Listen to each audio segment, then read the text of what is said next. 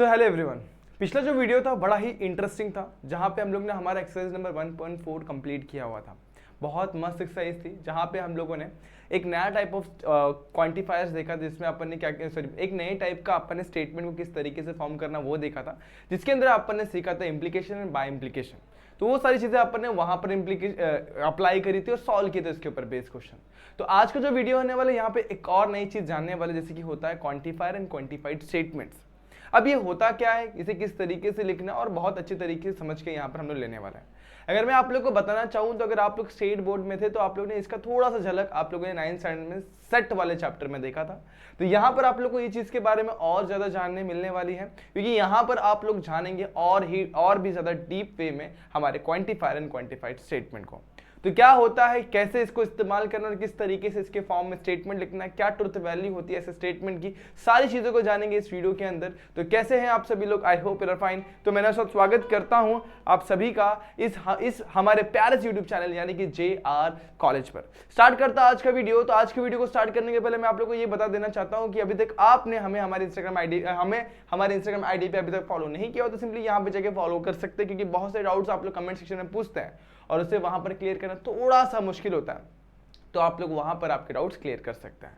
तो दोस्तों चलिए स्टार्ट करते हैं आज का वीडियो। तो आज के वीडियो में क्वांटिफाइड स्टेटमेंट के बारे में बात होगी। Lecture number 5 exercise number 5 complete करेंगे और समझेंगे आज के सारे क्वेश्चंस। बढ़ते फटाफट से यहाँ पर हम लोग सबसे पहले जो अपन बढ़ेंगे हमारे डायरेक्टली चलते हैं स्लाइड नंबर 32 या 33 पर, क्योंकि वहीं पर अपना क्वांटिफाइड एंड क्वांटिफाइड स्टेटमेंट मिलने वाला है। चलो चलते फटाफट से यहाँ पर। ओके, अब क्वांटिफायर्स होते क्या? तो दो टाइप के हमारे पास क्वांटिफायर्स होते हैं। एक होता है यूनिवर्सल क्वांटिफायर और दूसरा होता है एग्जिस्टेंशियल क्वांटिफायर। अब यूनिवर्सल क्वांटिफायर मतलब क्या होता है, चलो रीड करते हो फिर इसको समझेंगे। For every x belongs to R बोले तो रियल नंबर, तो for every x belongs to real number x square is non negative. अब ये था मेरा एक स्टेटमेंट, जहां पे ये फॉर एवरी जो मैंने यहां पर लिखा हुआ है ना, ये जो फॉर एवरी आपका यहां पर लिखा हुआ है, ये आप लोग का क्वांटिफायर को डिनोट कर रहा है। अब फॉर एवरी मतलब x के सभी वैल्यू, जितने भी वैल्यू एग्जिस्ट करते हैं जो कि रियल नंबर के अंदर बिलोंग करते हैं, x के सभी वैल्यू हमारे गिवन कंडीशन को सेटिस्फाई करते हैं, ये हमें बताना है। तो अब चलो देखते हैं यहां पर एग्जांपल के तौर पर इसे लिखते कैसे। तो इस स्टेटमेंट को फॉर एवरी को अपन इस तरीके से लिखते हैं, ये दिख रहा है आप लोग को, फॉर एवरी इस तरीके से लिखा जाता है। तो ये जो लिखा ना उल्टा ए, इसी को अपन फॉर ऑल एक्स बुलाते हैं या फॉर एवरी एक्स बुलाते हैं। क्या बुलाते हैं? फॉर ऑल एक्स और या फिर फॉर एवरी एक्स, इसे हम लोग प्यार से बुलाते हैं। तो अब क्या, तो इसको अपन ने इतना तो समझ लिया। अब इसके बाद क्या, तो इसको लिखना कैसे है? तो इसको शॉर्ट में ऐसे लिखते हैं, फॉर ऑल या फिर for all x belongs to R, x square is non negative. Non negative मतलब क्या? Which is x square is always greater than 0 होगा, नॉन नेगेटिव और इक्वल टू 0। तो x square is what? Greater than equal to 0। तो इस statement को अपन बोलेंगे quantified statement, और ये जो अपन ने उल्टा ए लिखा हुआ है इसे बोलेंगे यूनिवर्सल क्वांटिफायर। तो अपन ने क्वांटिफायर एंड क्वांटिफाइड स्टेटमेंट को समझा। तो किसी भी स्टेटमेंट को अगर अपन इस तरीके से लिखते तो उसे बोलेंगे क्वांटिफाइड स्टेटमेंट बोलेंगे। अब इसके जगह पे अगर ऐसा लिखा होता जैसे यहां पर अपन लिखने वाले हैं, देखो यहां पर एग्जिस्टेंशियल क्वांटिफायर क्या होता है? तो ये होता है, हम लोग लिखते हैं ई, जो लिखते हैं ना उसको अपन अगर मिरर में देखें तो कैसे दिखा देगा, वो उस तरीके से ई को लिखना होता है। We can get x belongs to n such that n बोले तो natural number x plus 4 equal to 7, ये एक स्टेटमेंट दिया गया। ठीक है, अब ये स्टेटमेंट को अपन किस तरीके से अपन क्वांटिफाइड स्टेटमेंट में लिख सकते हैं वो देखना है। तो देखो यहाँ पर ऐसा नहीं बोला कि यहाँ पे x की सारी वैल्यू हमारे नेचुरल नंबर को बिलोंग करती है। वी कैन गेट, हमें मिल सकता है x की कोई तो भी वैल्यू पर हमें सच दैट कि x प्लस 4 की वैल्यू 7 होगी। अब x में क्या पुट कर रहा है, अब x belongs to natural number भी होना चाहिए, तो x की वैल्यू क्या होगी? तो सबसे पहले अगर मैं यहाँ पर कोई ऐसी वैल्यू सिलेक्ट करूँ कि मुझे 7 मिले तो भी काम बन जाए, तो x की वैल्यू 3 मेरे दिमाग में आ रही है। तो 3 प्लस 4 इक्वल टू 7, तो एक वैल्यू एग्जिस्ट कर रही है x की जो कि नेचुरल नंबर भी है और इस कंडीशन को सेटिस्फाई भी कर रही है। इसके अलावा आप लोग और भी कुछ भी लिख सकते हैं जैसे आपके मन में आए। तो यहाँ पर आप लोग जैसे आप लोग को सही लगे वो लिखिए, लेकिन यहाँ पर सही तरीका ये है कि x प्लस 4 इक्वल टू 7 कब होगा? जब x की वैल्यू कितनी होगी? 3 होगी। तो अब इसको सिंबॉलिक फॉर्म में कैसे लिखेंगे? तो देखो यहाँ पर देयर एग्जिस्ट, कुछ ना कुछ वैल्यू होगा, तो देयर एग्जिस्ट को अपन लिखते हैं उल्टे ई से, x बिलोंग्स टू n जो कि नेचुरल नंबर था, x belongs to n such that, और जो भी था वो x plus 4 equal to 7, x plus 4 equal to 7। Simple होता है, अभी मल्टीपल क्वेश्चन सॉल्व करेंगे सब क्लियर हो जाएगा। इसको अपन रीड करते देयर एग्जिस्ट, मतलब कम से कम एक वैल्यू तो एग्जिस्ट करना चाहिए, देयर एग्जिस्ट करके इसको ऐसे डिफाइन करते हैं। बात साफ है? मेरे हिसाब से क्वांटिफायर समझ में आ गया। तो जब बहुत सारे मतलब सारी की सारी वैल्यू अपनी हमारे गिवन कंडीशन को सेटिस्फाई कर रही होगी तो बोलेंगे फॉर ऑल, और जब हमारे कुछ वैल्यू मतलब 1 2 3 वैल्यू सेटिस्फाई कर रही होगी तो उसको बोलेंगे देयर एग्जिस्ट, मतलब उल्टा ही ये वाला होगा, उल्टा है। ये हो गया एग्जिस्टेंशियल क्वांटिफायर, ये हो गया हमारा यूनिवर्सल क्वांटिफायर। तो दो टाइप की क्वांटिफायर मैंने आप लोगों को समझा दिया। बढ़ते हैं इनके क्वेश्चन के ऊपर, उन्हें समझते हैं कैसे सॉल्व करना। तो exercise number 1.5 question number 1, use the quantifier to convert each of the following open sentences defined on N into a true statements. इन्हें हम लोग को ट्रू स्टेटमेंट में कन्वर्ट करना है। तो सबसे पहले ये पहला क्वेश्चन जो हमें दिया हुआ है x² + 3x - 10 दिया हुआ है, इसे पहले सिंप्लीफाई कर लेते हैं और x की वैल्यू फाइंड आउट कर लेते हैं। तो इसको सिंप्लीफाई करना बड़ा इजी होता है। क्वाड्रेटिक इक्वेशन आपको सॉल्व करने आता है। 10 को दो पार्ट में तोड़ना है। पहला सिंबल है plus, plus minus minus, plus minus minus, minus करने पे 3, मल्टीप्लाई करने पे 10, तो 5 2 सा। इसे सिंप्लीफाई करूंगा तो x² + 5x - 2x - 10x - 10 = 0। Common निकालेंगे तो बचेगा x + 5। यहाँ पर -2 कॉमन निकालूंगा तो बचेगा x + 5। दोनों में से अगर मैं x + 5 को कॉमन निकालता हूँ, यहाँ बचेगा x, यहाँ बचेगा -2 = 0। यानी फर्स्ट ब्रैकेट में मिलेगा x + 5 = 0, x - 2 = 0। यानी x की वैल्यू एक मिलेगी -5 और x की वैल्यू मिलेगी हमें +2।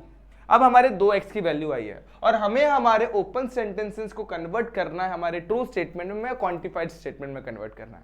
लेकिन कंडीशन क्या दिया हुआ है, हमारी जो statement must be defined on natural number. ठीक है, चलो सबको समझते हैं। सीधी बात है, x की value -5 is not natural number, it is what, it is हमारा सिंपल सी बात है, नेगेटिव नंबर हो जाता तो इंटीजर आ जाता है। x = 2 बिलोंग करता हमारे नेचुरल नंबर को, तो हम लोग इसे सिलेक्ट करेंगे। किसे? x = 2 हमारे नेचुरल नंबर को बिलोंग करता है। तो इसको इसी चीज को अपन यहाँ पर समझते हैं और इसको सिंप्लीफाई करते हैं, सॉल्व करते हैं, देखते हैं कैसे सॉल्व होगा। तो अब सिंपल सी बात है, बड़ा ही सिंपल सा फंडा है। स्टेटमेंट को अपने को प्रॉपर्ली यहाँ पर लिखना होगा और कैसे लिखेंगे वो यहाँ पर मैं आप लोग को समझा देता हूँ। एक ही तरीका आप लोग को पता होना चाहिए, एक ही तरीके से आप लोग को लिखना और उस तरीके से अपन इस क्वेश्चन को कंप्लीट करेंगे। अब देखो यहाँ पर सारी की सारी वैल्यू इस कंडीशन को सेटिस्फाई करेगी, ये कुछ कंडीशंस को सेटिस्फाई करेगी, तो उस चीज को अपने को समझना है। तो सबसे पहले देखो यहाँ पर x की एक ही वैल्यू हमें मिल रही है जो इस कंडीशन को सेटिस्फाई करे, दैट इज व्हाट 2। -5 भी सेटिस्फाई कर रहा है लेकिन वो नेचुरल नंबर नहीं है, तो क्या लिखूंगा, there exist x belongs to what, natural number, such that what, such that जो कंडीशन दिया हुआ क्या, x² + 3x - 10 = 0। तो ये जो स्टेटमेंट अपन ने बनाया इसी को बोलेंगे अपन क्वांटिफाइड स्टेटमेंट।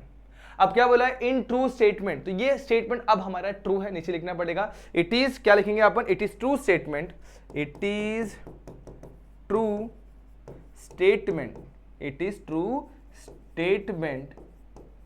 क्यों ट्रू है भाई, क्योंकि x = 2 हमारे कंडीशन को सेटिस्फाई कर रहा है, बिकॉज x = 2 सेटिस्फाइज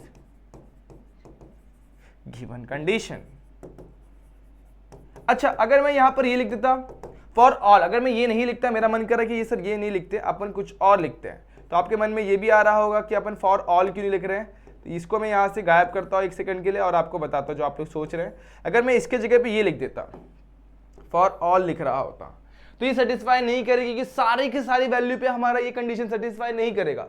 अगर 1 पुट करूंगा नहीं करेगा, 3 पुट करूंगा नहीं करेगा, 5 पुट करूंगा नहीं करेगा। तो मुझे ये समझ में आया कि यहाँ पर फॉर ऑल नहीं आएगा, फॉर एवरी नहीं आएगा, यहाँ पर कुछ वैल्यू पे यानी कि एक ही वैल्यू पे एग्जिस्ट कर रहा है, तो यहाँ पर सिर्फ और सिर्फ अपन लिखेंगे देयर एग्जिस्ट, लिखेंगे क्या लिखेंगे, देयर एग्जिस्ट। तो इस तरीके से आप लोग का स्टेटमेंट बनेगा।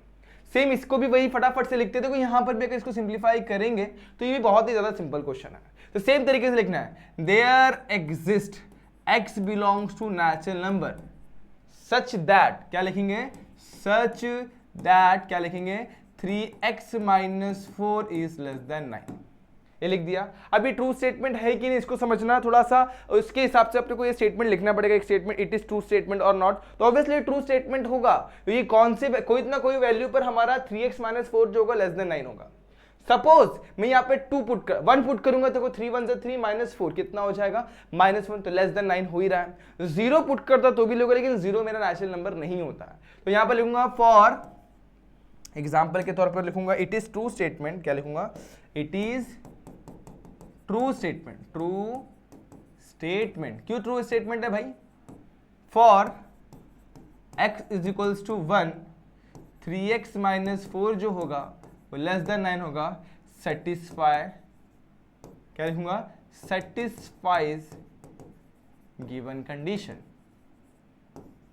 Obviously given condition. सिंपल एकदम।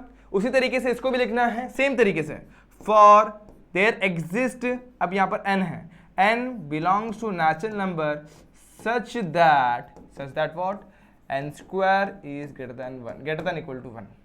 अब यहां पर सपोज मैं n की वैल्यू 2 डालता हूं तो 2 का square 4 greater than equal to 1 होता है।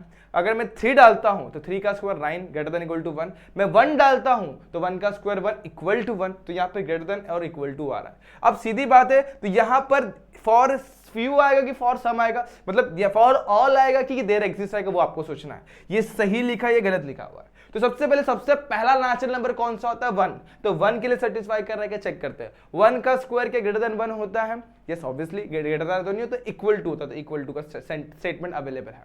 उसके बाद 2 डालूंगा तो 2 का स्क्वायर क्या होगा, 2 का स्क्वायर 4 होगा, 4 क्या ग्रेटर देन इक्वल टू 1 होता है, यस वो भी होता है। फिर क्या डालूंगा, 5 डाल के चेक कर लो, 5 का स्क्वायर 25, तो मतलब सारे के सारे वैल्यू अगर यहां पर मैं पुट करता हूं तो मेरा कंडीशन 2 हो रहा है। तो यहां पर फॉर फ्यू नहीं या फिर फॉर सम नहीं आएगा, देयर एग्जिस्ट नहीं आएगा, यहां पर आएगा for all n belongs to natural number such that n square is greater than equal to 1। तो यहां पर आप लोग एक सिंपल सा स्टेटमेंट लिख देंगे तो आपका काम बड़ा ही इजी हो जाएगा। क्या लिखना है आप लोग को पता है, कोई भी नंबर आप लोग पुट करो उसका स्क्वायर जो होता है एक तो ग्रेटर देन होता है या तो इक्वल टू 1 होता है, सीधी बात है, क्योंकि किसी भी नंबर का स्क्वायर लेंगे तो पॉजिटिव नंबर ही मिलता है। तो सिंपल सी बात है, फॉर ऑल नंबर्स लिख दो या फॉर ऑल नेचुरल नंबर लिख दो। यहां पर ऐसे लिख सकते हैं आप लोग, क्या लिख सकते हैं, for all natural number its square is always क्या होगा, एक तो इक्वल टू होगा, ऑलवेज इक्वल टू 1 और ग्रेटर देन 1। ठीक है, क्योंकि देखो भाई नेचुरल नंबर स्टार्ट ही 1 से होता है और 1 का स्क्वायर 1 ही होगा, 2 का स्क्वायर 4 होगा, तो एक तो 1 हो सकता है या फिर 1 से बड़ा ही होगा, कभी 1 से छोटा नहीं हो सकता। तो इस तरीके से ये हमारा क्या है, it is true statement, it is true statement. इस तरीके से अपन इसको लिखा हुआ है।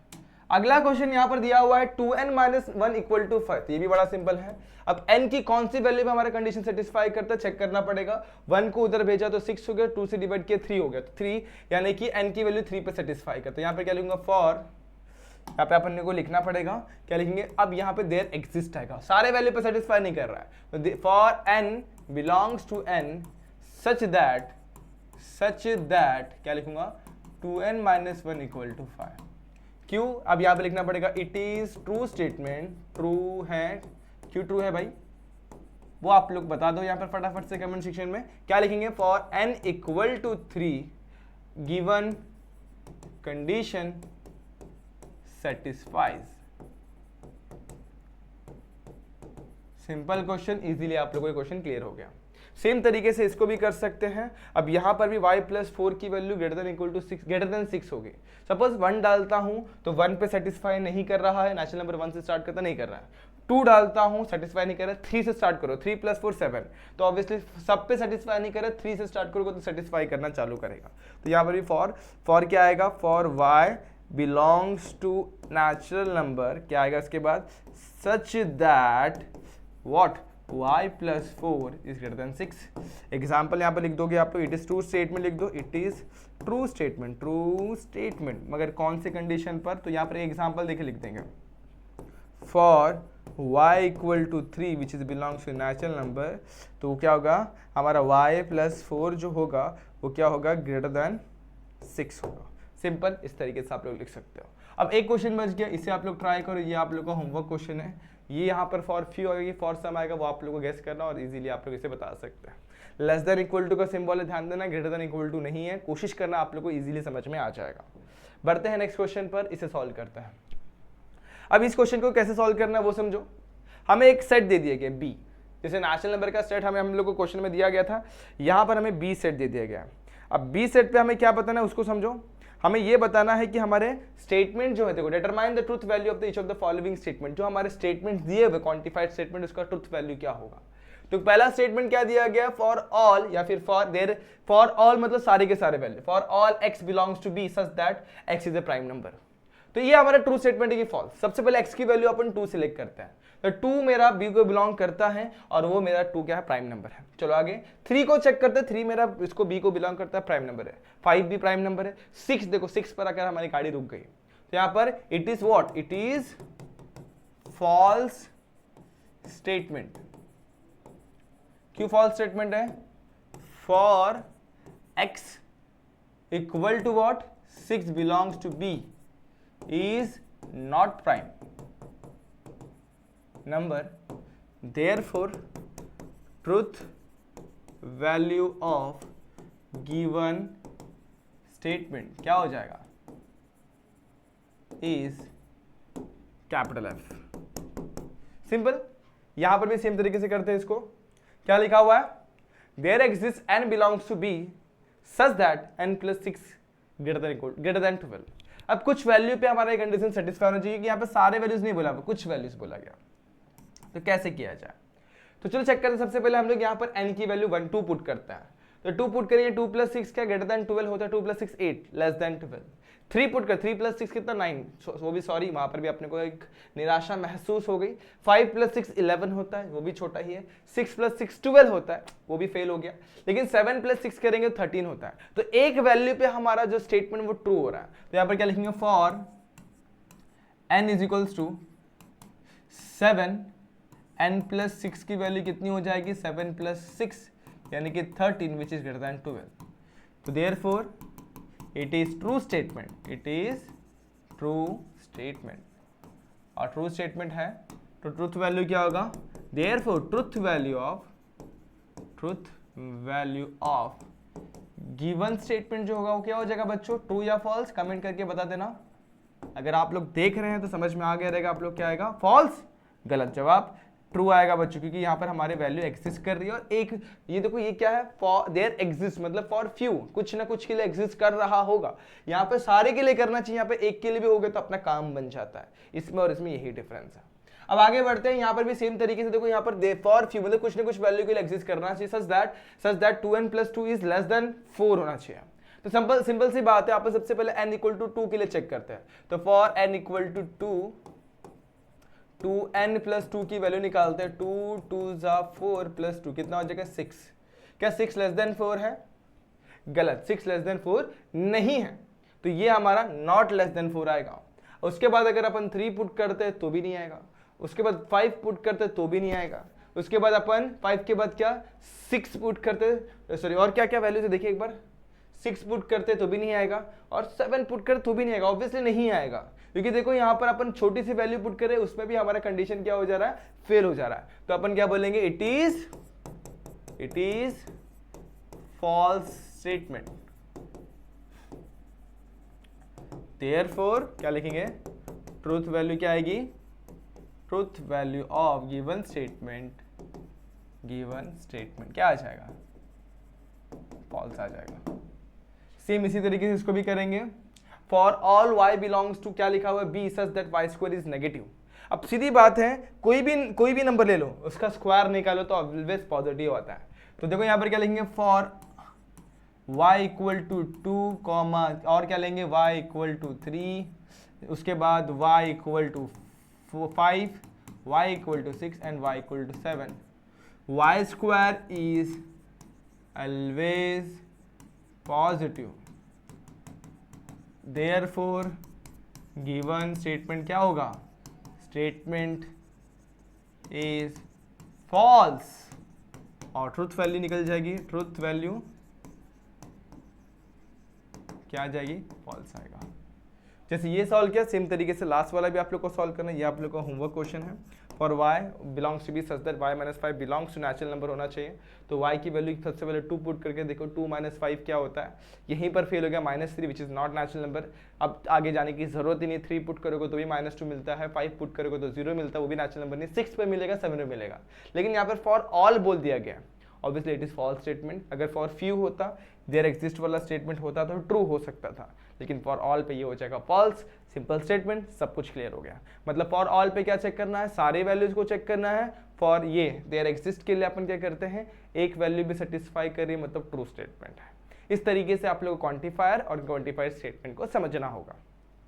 आप लोग मल्टीपल क्वेश्चन को और भी अच्छे तरीके से समझ सकते हैं। आप लोग मिसलिनियस के अंदर जाएंगे, वहाँ पे आप लोग को और भी ढेर सारे एग्जांपल्स मिल जाएंगे, जिससे आप लोग प्रैक्टिस कर सकते हैं। इसके लिए आप लोग ऑनलाइन सर्च करके भी बहुत सारे क्वेश्चन सॉल्व कर सकते हैं। अगर किसी भी क्वेश्चन में अगर आप लोग को सेपरेटली डाउट आता है और आप लोग इंडिविजुअली उसका डाउट क्लियर करना चाहते हैं, तो आप लोग सिंपली हमें हमारे साथ इंस्टाग्राम पर जुड़ के आपके डाउट क्लियर कर सकते हैं। दोस्तों आज के लिए बस इतना ही। होप ये वीडियो आप लोग को पसंद आई होगी।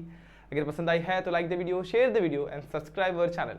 मिलते हैं नेक्स्ट वीडियो में, जहां पे अपन बात करेंगे कुछ और नए फंडे, कुछ और नए एक्सरसाइज के बारे में। तब तक के लिए stay tune and good bye.